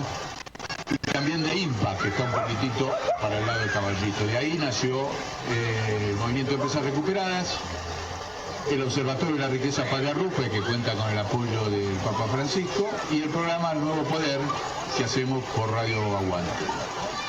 Desde luego, apoyo todo lo que ha dicho Alejandro, seguramente voy a apoyar todo lo que diga Martín, ya lo he escuchado en otros, incluso estuvo en el programa. Lo único que voy a agregar para dejar como propuesta de trabajo es lo que nosotros ya hemos propuesto en el programa. Recién Alejandro me preguntaba si yo era candidato. Le dije, nosotros no somos candidatos, pero sí impulsamos un concepto nuevo, que es el de la presidencia colectiva. Que no significa que no haya un candidato a presidente, porque institucionalmente hay que hacerlo así, porque la Constitución dice así. Pero si nosotros podemos hacer una presidencia, ya empezar a construir a raíz del desastre de este gobierno, que hoy justamente en el Día de Malvinas ha hecho una barbaridad que yo creo que pone contra la espada y la pared a toda la dirigencia que dice que hay que esperar que dure 3 años. Después de la barbaridad que ha dicho, entregando la soberanía de todo el mar argentino, no es solo las Malvinas, estamos hablando del 40% del territorio de la patria. Yo creo que el juicio político es inevitable. Pero bueno, todos los días este gobierno colonial, que es un gobierno de la OTAN, no solamente de Inglaterra, de todos los países socios o semisocios, incluso nosotros tenemos esa categoría desde Menem, de aliado de Estrotan. Es una vergüenza que el próximo gobierno nacional es lo primero que tiene que hacer, es romper esa categoría, de salir de ese estatus de aliado con el enemigo. Pero creo que a partir de hoy empieza un punto de inflexión. No puede, en nuestra opinión, después de lo de hoy, durar 3 años este señor, ¿no? Así que eso lo impulsamos, como una idea la dejamos para unir y para que los que quieren mantener una serie de formalidades democráticas que traicionan a la patria, que hambrean al pueblo y entregan la soberanía, después de lo de hoy creo que no tienen más discurso posible. De hecho, Alicia Castro ha mandado un mensaje diciendo que se va a ampliar el juicio político en el Congreso a raíz de las declaraciones de hoy. Así que esto creo que puede llegar a tomar una dimensión política nacional de la misma trascendencia que empezó a tomar la lucha de los jubilados, que empezaron 250 compañeros desde hace un año y hoy ha tomado esta trascendencia que llevó a la CGT a hacer un paro para el 9 de abril. Yo intuyo que lo que pasó hoy, la traición de hoy del presidente, va a crecer y tenemos que hacerla crecer provincia por provincia, sindicato por sindicato, para impulsar el juicio político. No tiene retorno. No tenía retorno antes la política económica, pero lo de hoy ya es insostenible. Es un punto de unidad como fue en su momento el Ara San Juan o como es cuando juega la selección nacional. No hay forma de defender lo que hizo hoy, seas del palo que sea. Volviendo entonces, y para no alargar, nosotros planteamos que la presidencia colectiva como concepto es fundamental. ¿Por qué? Porque estamos frente a un enemigo muy poderoso que te mata. A un presidente lo matan, lo condicionan, lo extorsionan. Creo que tenemos ya esa experiencia. Entonces no es un error estratégico para salir de este estatus de semicolonial que tenemos, pensar en que una sola persona nos puede sacar de esta situación colonial. Y por lo tanto hace falta un grupo de patriotas, como esta convocatoria, por eso yo estoy acá. Grupos donde nadie quiere ser el Gardel de la política o el figurón, la estrellita. Ese es el concepto central que me invitó Alejandro y Martín, y yo comparto absolutamente, porque coincide con este principio que nosotros tenemos del concepto de presidencia colectiva. Y lo voy a plasmar en cosas concretas, porque todos me dicen, no, pero las instituciones están, ¿saben cuál es el programa? ¿Saben cuál es la base del programa de la presidencia colectiva? El programa. El programa y la instrumentación. Porque esta gente, fíjense, cuando se ganó Alberto y qué sé yo, se hizo una alianza porque las estadísticas daban bien para llegar. Y cero pacto de programa. Cero pacto de programa, así estamos, ¿no? Así nació Milei, así estamos ahora. Por lo tanto, el programa es lo primero que hay que definir. Y esta gente nos está dejando la oportunidad para que el programa no dependa de las instituciones clásicas coloniales. Ellos están gobernando por decreto. Nosotros tenemos que gobernar por decreto, ni bien agarremos. Porque ellos, ¿se acuerdan? No, el presidente del Banco Central lo tiene que aprobar el Senado, y pipiripipí, y tuturututú, y tiene que tener esa independencia del Banco Central. El señor que está presidente hoy del Banco Central tenía una causa por 8.000 millones de dólares de fuga de Macri, y en un día le sacaron todo el dispositivo judicial que tenía arriba, y lo pusieron por decreto del presidente y nadie lo discutió más. A partir de ahí, ¿y por qué empiezo por el Banco Central? Porque el corazón de la soberanía nacional radica en el Banco Central. Así lo hizo Perón en el año 46, ni bien ganó las elecciones el 24 de febrero, a los 2 días ya había rajado a todos los directores del Banco Central, que eran todos de los bancos extranjeros, igual que ahora.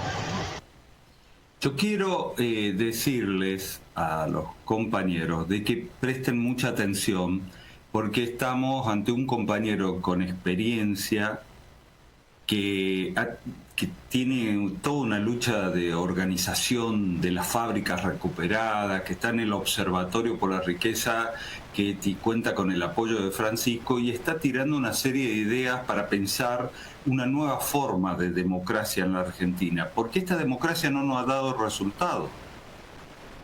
40 años de democracia y el resultado es pésimo. Entonces nosotros debemos ir hacia otra democracia. Para eso tenemos que desarmar lo que yo siempre digo en mis videos, el aparato del coloniaje. Y lo primero que hay que hacer es, ni bien uno asume el gobierno, no el poder, el movimiento soberanista trabaja para ganar el poder, para tomar el poder, que no es lo mismo que el gobierno. El gobierno puede ir cualquiera y puede ganar, como ganó Milei. Pero eso no es el poder. Hay que terminar con esta constitución. Es más, la constitución del 49 nunca fue derogada, porque para derogar una constitución hay que llamar a una constituyente. Y Perón llamó a una constituyente, derogó esta constitución y puso la del 49, una constitución revolucionaria. Lo mismo hizo Chávez en Venezuela cuando gana el gobierno. Lo primero que hace es cambiar la constitución. Lo mismo hizo Evo. Cuando gana el gobierno, cambia la constitución. Porque la constitución hace legal el coloniaje. Por lo tanto, los lewi, los sionistas, los cataríes, esto, es legal que se queden con nuestro territorio. Es legal. Está dentro del marco de las leyes. Entonces, lo primero que hay que hacer es sacar la Constitución y no ir a una reforma de la Constitución como fue Cristina, levantar la mano, y hoy tantos políticos de la pecera que levantaron la mano y reformaron. El peronismo reformó la Constitución, cuando el peronismo tendría que haber planteado, señores, acá la Constitución vigente es la del 49.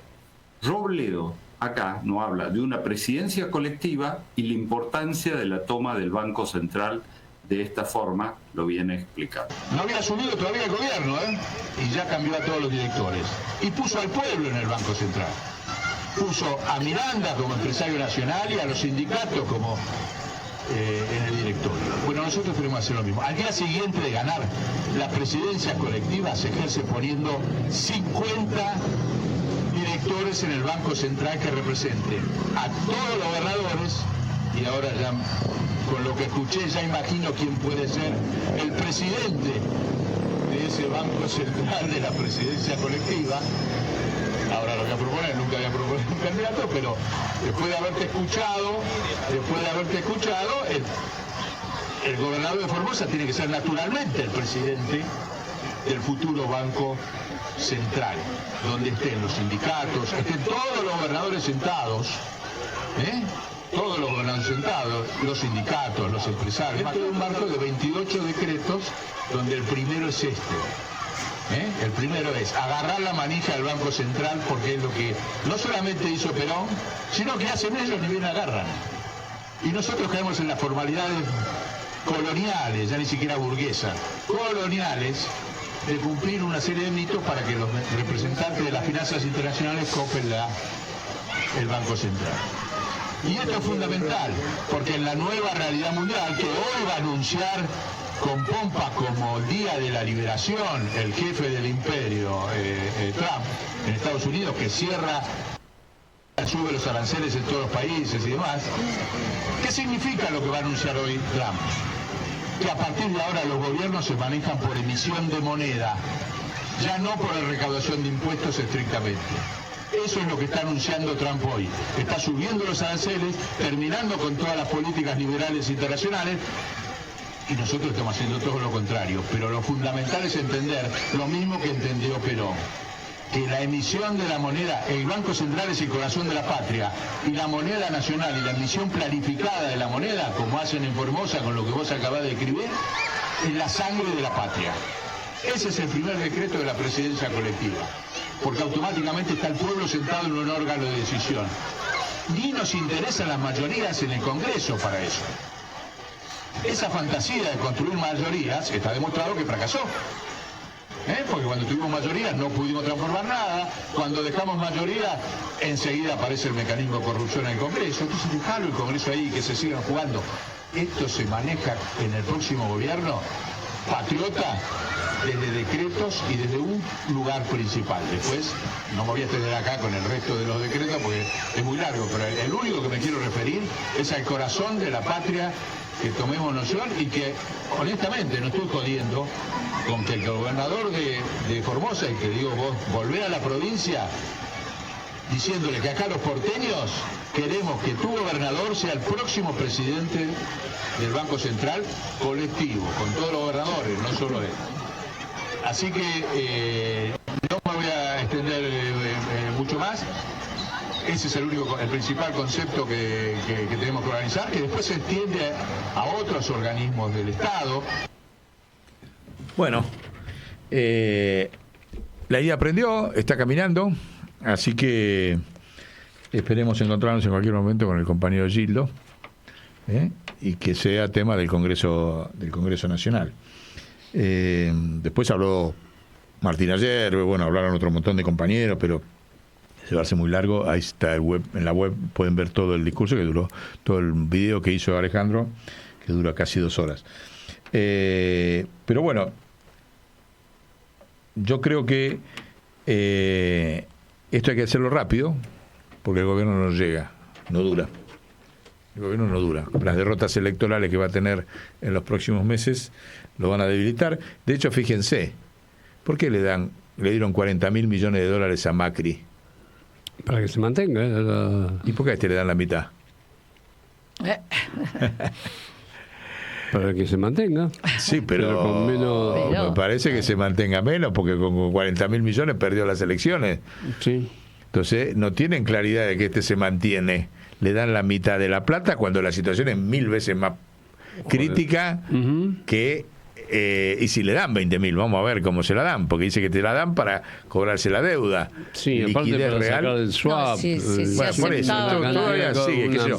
Pero la pregunta es, si Macri no duró con 40.000, no pudo reelegir, reelegir ya se sabe que no, va a durar con 20.000, que son menos de 20.000, porque en realidad parte para pagar los 40.000. Real, líquido, le dan 6.000, 7.000. ¿Nosotros vamos a durar? Y nosotros vamos a ir a la calle, como salió ayer. No, digo, a durar viviendo, sí, a la calle sí. No, cuando la gente no... Cuando ya está. No, hay que echarlo. Ya está el clima para echarlo. No tiene que durar. En 2 meses va a estar el clima para sacarlo. Ya lo venimos diciendo desde el día siguiente que asumimos. Pero no había clima. Veníamos remando el dulce de leche, como se dice, ¿no? Sí, empezamos a empujarlo. Ahora ya está. Ahora ya está. No tienen forma de sostenerlo. Y bueno, entonces... me parece que ahí hay que levantar, hay que preparar los cuadros, hay que preparar esto de las presidencias colectivas, hay que empezar a poner los nombres del Banco Central, de la Corte, de las 2 unidades fiscales de investigación de la deuda y de la UFER, y también hay que tomar una dimensión internacional, porque hay otro punto muy débil que está teniendo la dirigencia, porque en alguna medida la presidencia colectiva es que se vayan todos modernizado. Sí. Porque antes la cosa, el sistema te lleva, confía en un tipo o una tipa, ¿no? Y ahí está, viste, como que viene un Mesías a salvar la patria, y ya no va más. No. La salvación siempre es colectivo. Bueno, es comunitario, no es colectivo. El colectivo es el que está el que no hizo paro. Pero... Entonces, la presidencia colectiva es el que se vayan todos institucionalizados. Queda el presidente como una figurita decorativa, porque el poder real es el que va a estar manejado colectivamente.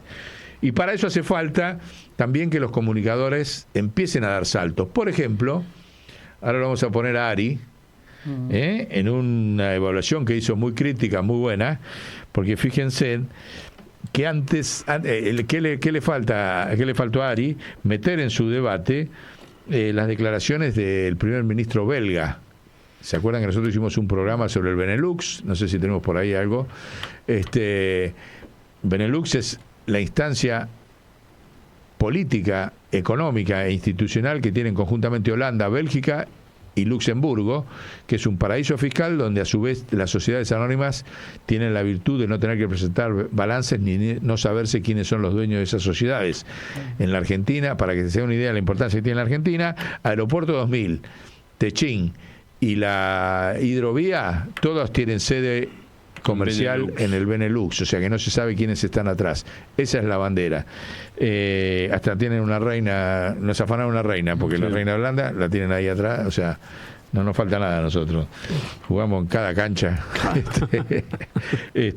Hablando de jugar en cancha, antes de ir al Benelux, para vencer, pongamos ahí la presidencia colectiva del fútbol. Colectiva, porque hace falta para vencer lo que vamos a ver de Ari antes. Fíjense, cuando nosotros decimos presidencia colectiva, fue el partido de Argentina contra Brasil, que le ganó 4-1, y este gol en especial, que es una obra de arte de la cuestión colectiva donde no se destaca nadie. Fíjense, juegan en el medio, para atrás, la llevan hasta el arquero, hasta el propio. 33 pases y termina en gol. Eso es presidencia colectiva. Eso es ejecución, es visión colectiva. No hay ninguno que quiera hacer una gran gambeta, un gol con la mano, como dice el Diego, inolvidable. Miren dónde están, miren, están ahí. Empiezan a ir para atrás, están en la cancha enemiga, en la cancha de Brasil. Miren dónde están, la tocan 33, los brasileños van para acá. Eso es presidencia colectiva. Fíjense a dónde llegan, miren a dónde llega, y van a dónde termina. Miren, está en el área chica, está el arquero, se la da ahí, miren los pases en el área. Son ni locos jugando al fútbol, ni locos me animo a hacer eso, la verdad. Al arquero. Siguen jugando en el área chica con 2 jugadores de Brasil en el área grande. Los marearon. Miren lo que es, miren. Jugando en el campo propio, en el área, los marearon en donde todo el mundo pega un pelotazo para arriba para sacar la pelota de esa zona. Sí. Miren. Lo puse acá porque es un ejemplo de la gestión colectiva, donde nadie se quiso destacar. Mira, ahí está. Ahí viene el gol. Varios pases, todavía en el área de ellos. Gol. ¿Se dan cuenta? Eso es. Scaloni, ¿por qué Argentina es una potencia en el fútbol? Porque en el fútbol hace presidencia colectiva, hace gestión colectiva. Es la principal potencia en los últimos 30 años en el fútbol mundial. La que ganó más campeonatos en el mundo, la que ganó más copas, la que puso más directores técnicos en todo el mundo. Y no porque esté la virtud de un Maradona, de un Messi, también está eso, pero eso es lo que ha llevado al fútbol argentino a ser potencia mundial. Es todo lo contrario de lo que pasó en la provincia de Buenos Aires. Pónganla en contrapunto entre ese gol y la pelea entre Cristina y Axel. Decime. Bueno, volvamos ahora entonces, dicho esto, gráfico, contundente, de cómo va a ser el próximo gobierno, de gestión colectiva, de presidencia colectiva. Pongamos a Ari ahí y al Benelux, que el presidente de belga, el primer ministro belga, dijo que ningún país de la OTAN, porque ahí está también una de las sedes de la OTAN en el Benelux, va a detener al genocida de Netanyahu. O sea, han reconocido que la OTAN es la que hace el genocidio, porque si vos proteges, lo está protegiendo. Después, de hecho, fue a Estados Unidos, bueno, ya se vio que habló y toda esa historia, pero esa confesión de que la OTAN es la que está haciendo el genocidio sobre Palestina y no es solamente el Estado de Israel, dicha por el primer ministro belga, y hablando en nombre de todos los países de la OTAN, no habló por Bélgica, no habló por Bélgica, no tiene precedentes. Y le faltó al comentario que vamos a escuchar de Ari, muy valiente, muy bueno, sobre el problema del genocidio, y él como judío que le dice no lo hagan en mi nombre, lo dice en un momento, lo critica, pero le falta esta pata, le falta dar la dimensión internacional que hay atrás de ese fenómeno, porque es la misma que rebota acá. Cuando nosotros decimos que Argentina tiene que, el primer paso del nuevo gobierno es salir de la OTAN, del aliado, de ser aliado de esta OTAN, estamos diciendo que no puede ser que toda la dirigencia política argentina esté en silencio frente a esto. ¿Cómo puede ser que la OTAN diga que el genocidio está bien y que no van a que van a ignorar a la Corte Penal Internacional en su pedido de captura de Netanyahu, por genocida, y acá nadie diga nada. Ni siquiera digan, che, muchachos, a partir de esto tenemos que salir del aliado. de la OTAN, porque según lo que dice él, Netanyahu puede venir acá a pasear sin problema. O sea que nosotros, que tenemos la vanguardia de los derechos humanos, nos convertimos en la vanguardia del genocidio en Medio Oriente, porque la OTAN lo decide.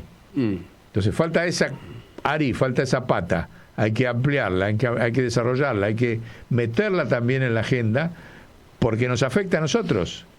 Mañana va a venir Netanyahu acá y vamos a hacer, no tenemos nada que decir porque seguimos siendo al lado de esta OTAN. A ver si lo tenemos ahí, Ari.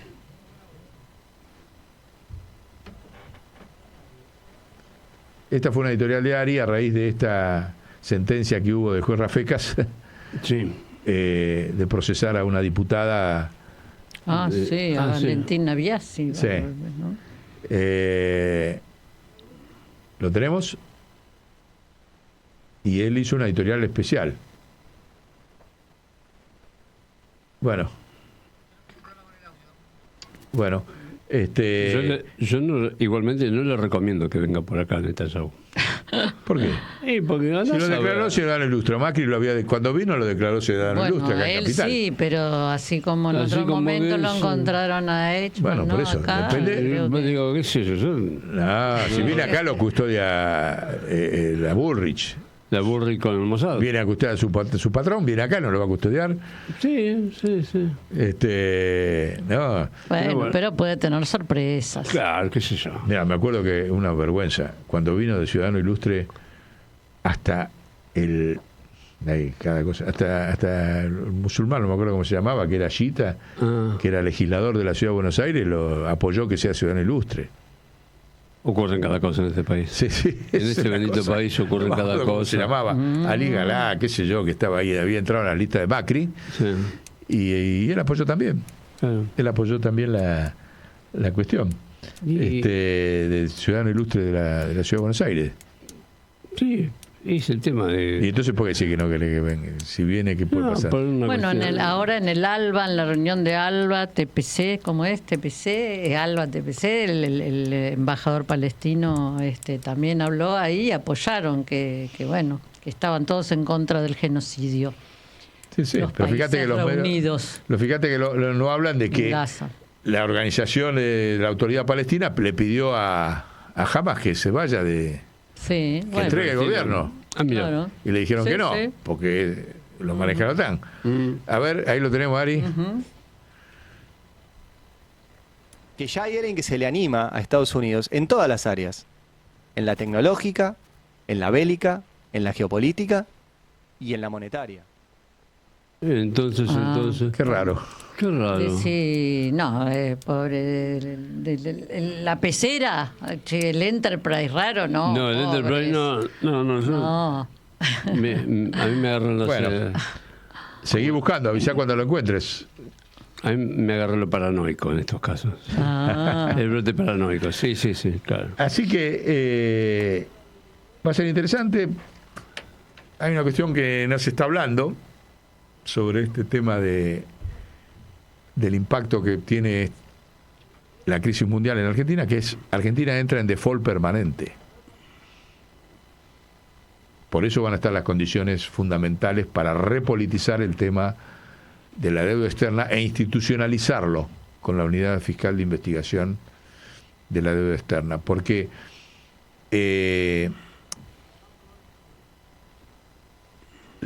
sigue endeudando el país, significa más intereses.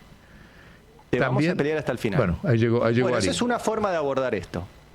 Milei tiene otra, que es no hacer nada, no tomar ninguna decisión, ir a contramano del mundo, mendigar, no negociar. Les vuelvo a repetir que lean la nota de Nico Lantos hace unos días en el Destape, donde explica que Milei, al no negociar, entrega todo. O sea, Trump es un tipo que negocia duro. Si tiene un tipo que se somete, no va a negociar nada. No va a negociar nada. Y vieron que Milei dice que él tiene una línea, tiene dos ejemplos, Estados Unidos e Israel. Cualquiera que se mueva de esa línea, para Milei, está fuera del mundo. Dos países frente a todo el resto del mundo. Pero bueno, es interesante lo de Israel, Porque ayer el primer ministro de Israel, Benjamín Netanyahu, fue a Estados Unidos. Acá estamos viendo cómo Donald Trump lo recibe de forma real. Acuerdan un encuentro, hablan en persona, se filman, se reúnen y después dan una conferencia. ¿Vieron esas conferencias habituales que dan en el Salón Oval? Bueno, después dan una conferencia donde el que va a reunirse, lo vimos hace un tiempito con Zelensky, con el presidente ucraniano, que fue humillado en público por Donald Trump. Bueno, acá también. Miren lo que hace Donald Trump con el primer ministro israelí Benjamín Netanyahu y lo que dice Netanyahu después de la reunión. Dice, puedo decirte que le dije al presidente, el que habla es Netanyahu, algo muy simple. Eliminaremos el déficit comercial con los Estados Unidos. Tenemos la intención de hacerlo muy rápido, creemos que es lo correcto, y también vamos a eliminar barreras comerciales, una variedad de barreras comerciales que se han puesto innecesariamente. Y creo que Israel puede servir como modelo para muchos países que deberían hacer lo mismo. Reconozco la posición de Estados Unidos, que dice, ya sabes, estamos permitiendo que otros países nos pongan aranceles, pero nosotros no les ponemos aranceles a ellos.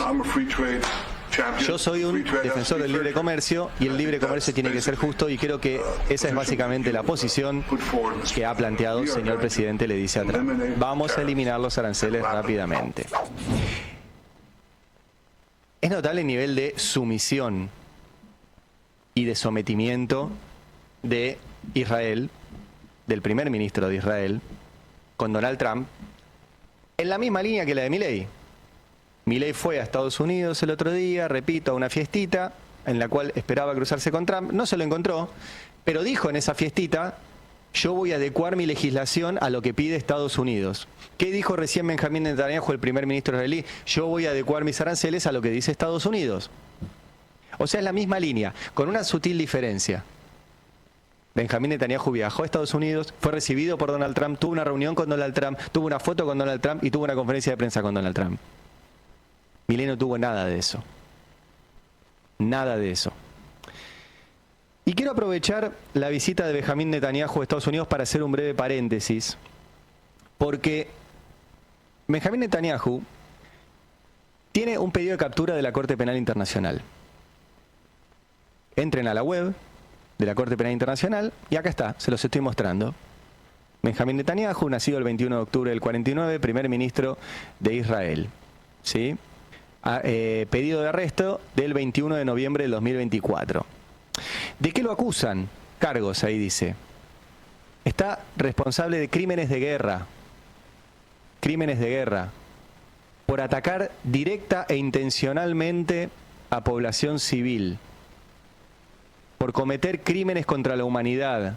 Por asesinato, persecución y otros actos inhumanos, por lo menos desde el 8 de octubre del 2023 hasta el 20 de mayo, que fue la acusación esta. O sea, el tipo tiene un pedido de captura por asesino, por perseguir, por matar, por crímenes contra la humanidad y por crímenes de guerra. ¿Y por qué dije que iba a hacer un paréntesis con esto? Porque quiero poder decir esto y poder decir que el primer ministro de Israel, y por ende el Estado de Israel actual, está cometiendo un genocidio en Gaza, con miles de muertos, miles de asesinatos, donde UNICEF dice que la situación de los asesinatos de niños no la habían visto nunca, donde los médicos que intervienen en este tipo de conflictos dicen que encuentran niños con balazos en la frente, donde no hay prensa y la poca prensa que entra también termina muerta, donde matan a mansalva y esconden los cuerpos. Ayer tuvieron que reconocer que había 15 cuerpos de personal civil, de la ONU, de la Cruz Roja, periodistas, que los mataron. El desplazamiento de toda una población que vive ahí y que mucha de esa población está de acuerdo en que tiene que haber 2 pueblos y 2 estados. 2 pueblos y 2 estados en paz. Y quiero poder decir esto a la vez de que digo de que el ataque del 7 de octubre de Hamás fue un ataque terrorista, injustificado, violento, que tiene que ser sancionado. Y se tiene que poder decir las dos cosas y que no te persigan. Y el paréntesis es, porque por decir todo esto mismo que estoy diciendo yo, ayer el juez Daniel Rafecas procesó a una diputada nacional que se llama Vanina Biasi. Tenemos una diputada nacional argentina procesada por un juez federal por opinar esto mismo. Y le dijeron que se excedió en su libertad de expresión, que se excedió en sus críticas. Yo me tomé el trabajo de leer el fallo del juez Rafecas. Les muestro algunas partes y subrayé lo de críticas. Dice, ahora bien, el Estado de Israel es la comunidad judía más grande del mundo. Es el único Estado judío entre todos los estados, lo cual puede y debe recibir las críticas que recibe cualquier Estado por sus políticas. No obstante, dice el fallo, la crítica se distorsiona y excede los límites de la libertad de expresión cuando se hace de forma de deslegitimar su existencia o de exigirle acciones distintas a las que se le exigen a cualquier otro Estado que no tenga la característica de su religión judía como constitución. ¿Cómo se distorsionó la crítica? A cualquier Estado que estuviera cometiendo un genocidio le estaríamos diciendo lo mismo. Y eso no implica deslegitimar la existencia del Estado de Israel, en la cual yo además como judío creo. Yo soy judío y están haciendo en mi nombre un genocidio. Y no voy a aceptar que hagan en mi nombre un genocidio sin yo decir nada. Y lo quiero poder decir sin ir en cana.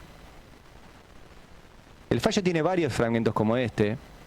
Dice, al analizar las publicaciones en Twitter, son publicaciones que hizo Vanina Biasi, se puede observar que sus manifestaciones no pueden ser tenidas por meras críticas dirigidas hacia las autoridades temporales o al gobierno israelí por sus acciones o políticas circunstanciales, extremo que llevaría a considerar el caso como enmarcado en la libertad de expresión de la diputada Biasi, tal como el suscripto resolvieran los presidentes del tribunal. O sea, ella critica lo que está haciendo ahora el Estado de Israel. Y sigue el fallo. Dice, por el contrario, a través de los mensajes de marcado contenido antisemita, la nombrada caracteriza directamente al Estado de Israel, no simplemente a su gobierno, autoridades temporales y al sionismo como genocida y nazi, como ocupantes de un territorio, desconociendo sus derechos al mismo, y como autor de un apartheid. Yo no entiendo por qué el juez dice que Israel tiene derecho al territorio de Gaza. No entiendo por qué lo dice. Y además de que es un genocidio, lo está diciendo todo el mundo. Organismos de derechos humanos, diarios israelíes, como el diario Haaretz, que no es un diario de derecha, de izquierda, perdón, lo publica. Es un genocidio en Gaza. Y no se lo dejan decir a una diputada. Te pongo otro fragmento del fallo. Una crítica desmedida al Estado de Israel. Dice el fallo, una crítica... Ah, no se puede criticar al Estado de Israel. Mirá vos. Mirá vos. Y cita, es interesante el fallo, porque llamó un montón de gente para que opinara lo mismo que él quería poner, o que le dijeron que tenía que poner, que era que efectivamente esto era una crítica desmedida, que se había ido de mambo. Y cita incluso a gente del Museo del Holocausto en la Argentina, y a la DAIA, que es la que impulsa todo esto. Ah, y un detalle no menor que me olvidé. El que inicia la denuncia es el fiscal Stornelli. El que inicia la denuncia es el fiscal Stornelli, que sigue siendo fiscal. Un tipo sí procesado por haber participado de espionaje ilegal. Y el que la impuso es el fiscal Tayano y la DAIA. Y citan al Museo del Holocausto como si nos representara también, que está financiado por la familia Mindlin, que después van y pagan $20.000 por una cena con Agustín Laje, que es el tipo que dice que acá no hubo un genocidio. Entonces ustedes pueden financiar a los tipos que dicen que acá no hubo un genocidio en la dictadura, y una diputada que dice que hay un genocidio en Gaza, cosa que decimos un montón, la procesan. Y además la procesa un juez, me habrán escuchado hablar muchas veces bien del juez Rafecas. Es un juez que ha tenido fallos realmente importantes, la causa del primer cuerpo del ejército, causas, o sea, un juez probo de lo poquito que hay en Comodoro Pi. Ahora, de repente, no se puede hablar del Estado de Israel, no se puede hablar de lo que hace hoy. Si no te persiguen y te silencian. Una diputada nacional procesada por opinar. Mientras el tipo, que la Corte Penal Internacional lo está buscando por asesino, por crímenes de guerra, por crímenes contra la humanidad, por perseguir y por matar, está reunido con Donald Trump y nadie dice nada. Bueno, no quería dejar de mencionar esto y volver a decir lo mismo. Tenemos que volver a poder decir en la misma frase, el Estado de Israel está cometiendo un genocidio, por eso los tiene un pedido de captura a Benjamín Netanyahu, y también que el ataque de Hamás fue un ataque terrorista, injustificable, que nadie reivindica y que no queremos que suceda más, que queremos paz. Que queremos paz entre dos pueblos que tienen derecho a vivir en paz, cada uno con su Estado y cada uno libre. Bueno, perdón el paréntesis largo, pero me pareció muy... Bueno, me parece que lo de Ari es muy valiente y demuestra que hay un potencial cada vez mayor de la colectividad judía mundial para contribuir a otra etapa civilizatoria. Claramente el Estado de Israel tiene hoy una política, ya la conocemos y demás, pero la colectividad judía mundial empezó a transitar, y Ari creo que forma parte, claramente es uno de los principales periodistas hoy de la Argentina. Y las protestas en Israel siguen también, sucediendo todo el tiempo, ¿no? pero contra Netanyahu. Pero es fundamental para cuando nosotros estamos planteando de que en el próximo programa, el número 200, vamos a plantear el movimiento contra el fin del racismo monetario, la colectividad mundial va a tener un rol estratégico al que no tenemos ninguna duda que un tipo de la honestidad intelectual de Ari va a adherir y va a ser suyo para divulgar. Porque el humanismo judío va a tener que formar parte de esta nueva etapa de civilización mundial. Y por eso nos parece que, dado que la colectividad judía argentina es muy importante, tiene un impacto no solamente en Argentina, sino a nivel internacional, que empiecen a escucharse estas voces con este planteo. Falta dar el paso hacia la positiva, no hacia la ofensiva, no hacia la defensiva, que es el que vamos a plantear nosotros con el movimiento para el fin del racismo monetario internacional. Por eso me pareció importante poner esta parte, más allá de todo el aspecto que él dice respecto de la persecución a la diputada, que esto va a interpelar a todas las voces de la colectividad judía argentina. Así que... o va a sumarse, porque ya hay unas cuantas. Hay muchas, pero bueno, viste... El llamamiento argentino judío ya viene. Eso sabemos que están siempre. ¿No? Pero, bueno...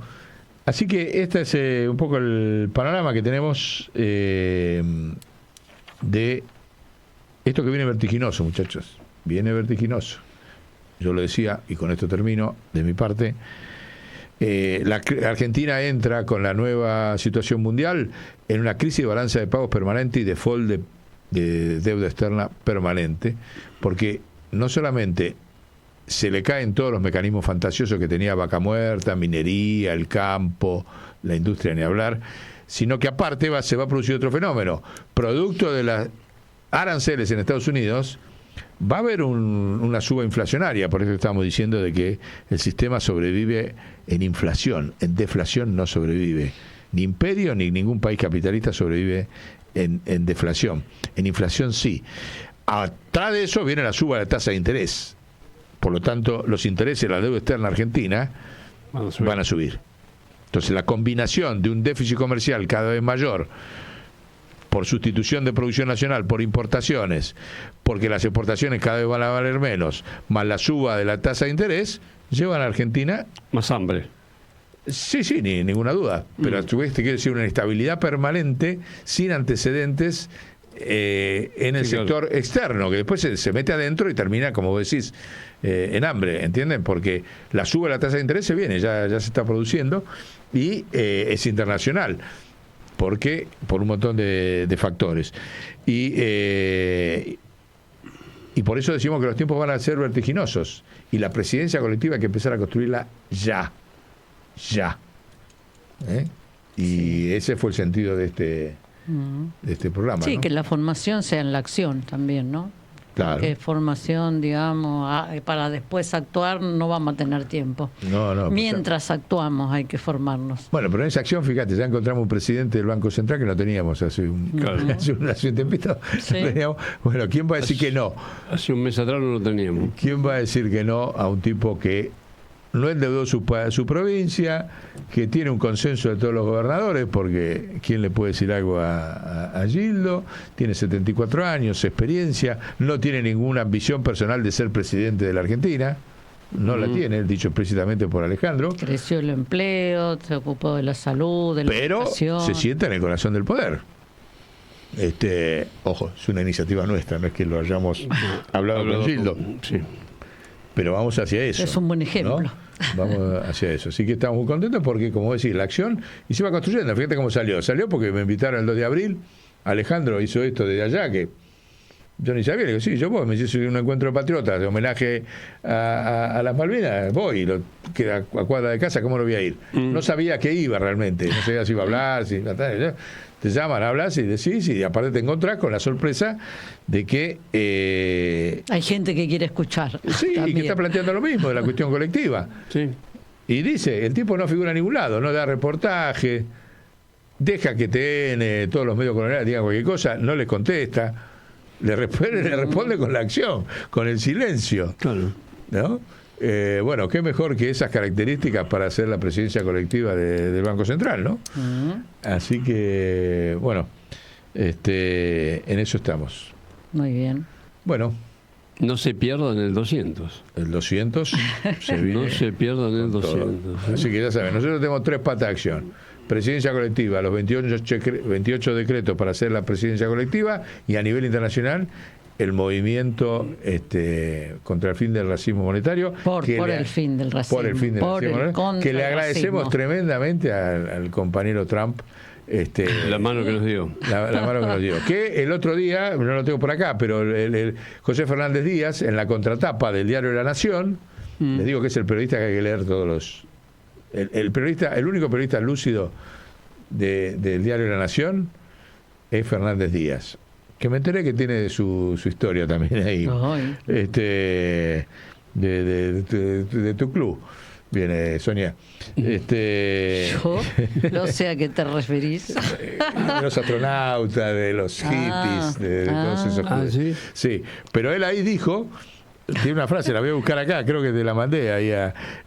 Dijo claramente que la derecha, que los liberales argentinos están sorprendidos porque no entendieron que la derecha mundial es cada vez más peronista.